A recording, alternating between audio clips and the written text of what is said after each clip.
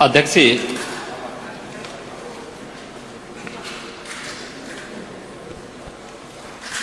मुझे इस सदन को कल जम्मू कश्मीर के अमरनाथ जी की यात्रा से लौट रहे कुछ श्रद्धालुओं पर हुए आतंकी हमले की जानकारी देनी है। हम सब जानते हैं कि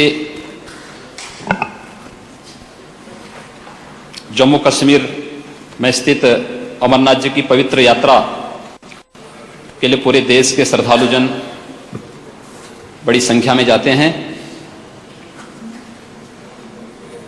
यात्रा से लौट रहे एक समूह पर कल रात्रि को कुछ आतंकी समूह ने एक कायराना हमला किया है। ये घटना अनंतनाग के पास घटित हुई है।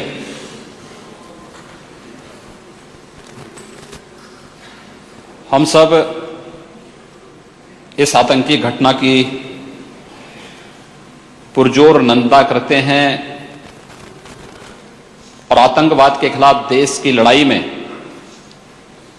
हम सबको मिलकर के इस लड़ाई को सफल बनाने में अपना योगदान देना चाहिए। इस आतंकी हमले में 7 श्रद्धालुओं के मारे जाने की सूचना है। कुछ श्रद्धालु घायल भी हैं। हमारे सुरक्षा बल के जवान पूरी मुस्तैदी के साथ पूरी यात्रा को सुरक्षित संपन्न करने के लिए वहां पर लगे हैं। आदरणीय प्रधानमंत्री जी ने भी, आदरणीय गृह मंत्री जी ने भी इस पूरी घटना की समीक्षा स्वयं की है और सभी श्रद्धालुजनों को सुरक्षा प्रदान करने के लिए आवश्यक हिदायत भी वहां दिए हैं। यह एक कायराना कृत्य है और पूरे देश को इस प्रकार की कायराना हरकतों की पुरजोर निंदा करनी चाहिए, क्योंकि आतंकवाद के खिलाफ ये लड़ाई किसी एक राज्य की नहीं, किसी एक सरकार की नहीं, बल्कि पूरे देश की लड़ाई है।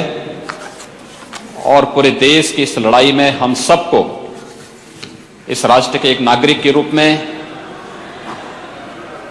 सहयोग करना चाहिए, जिससे इस देश से आतंकवाद का नामो निशान मिट सके और इस देश का हर नागरिक अपने आप को सुरक्षित महसूस कर सके।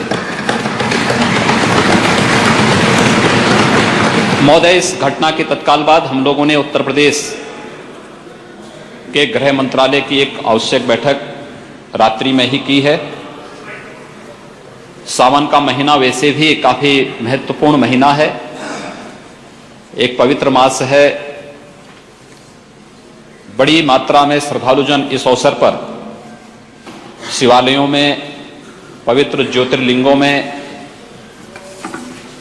जलाभिषेक का कार्यक्रम करते हैं और उत्तर प्रदेश में भी इस अवसर पर लाखों की संख्या में श्रद्धालुजन इस धार्मिक आयोजन में सम्मिलित होते हैं।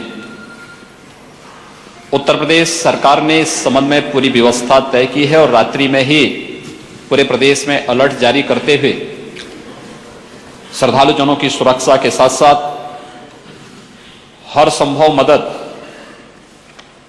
सभी श्रद्धालुओं को प्रदान करने की व्यवस्था प्रदान की है। हम लोगों ने इस संबंध में कावड़ यात्रा पर जाने वाले श्रद्धालुओं से भी कुछ अपील की है। खासतौर पर यह देखा जाता है कि जहां भीड़ भाड़ होती है, समूह इकट्ठा होता है,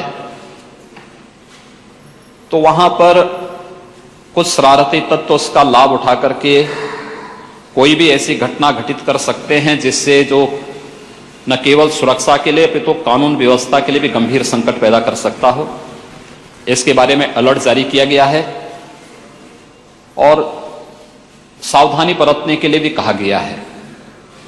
इससे पहले भी उत्तर प्रदेश, उत्तराखंड समेत अन्य संबंधित राज्यों जो उत्तर प्रदेश में कांवड़ यात्रा में शामिल होते हैं, उनके अधिकारियों के साथ लखनऊ में मैंने स्वयं भी बैठक ली थी और पश्चिमी उत्तर प्रदेश में प्रदेश के डीजीपी और प्रमुख सचिव गृह भी जाकर के उन राज्यों के अधिकारियों के साथ बैठक करके इस बात को सुनिश्चित किए हैं कि कहीं भी किसी भी प्रकार की कोई अप्रिय घटना न घटित हो।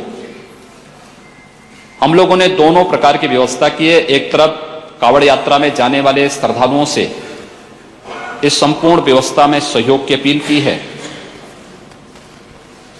उनको इस यात्रा के दौरान क्या करना चाहिए, क्या नहीं करना चाहिए, लेकिन साथ साथ उनकी भावनाओं का सम्मान रखते हुए भी इस बात की व्यवस्था की गई है कि पहले से चली आ रही उन जबरन की घटनाओं पर रोक भी हम लोगों ने लगाई है कि ऐसा कुछ भी न हो जिससे कोई श्रद्धालु की भावना आहत हो। कांवड़ यात्रा में जाने वाले श्रद्धालुओं के लिए एक व्यवस्था बनाई गई है कि वे प्रातः 6 बजे से लेकर रात्रि 10 बजे तक लाउड स्पीकर का इस्तेमाल कर सकते हैं यात्रा के दौरान, और इसको कोई भी प्रशासन जबरन रोकेगा नहीं। उन्हें उसकी परमिशन, कांवड़ यात्रा में जाने वाली समितियों की इसकी परमिशन संबंधित जिला प्रशासन से लेनी होगी।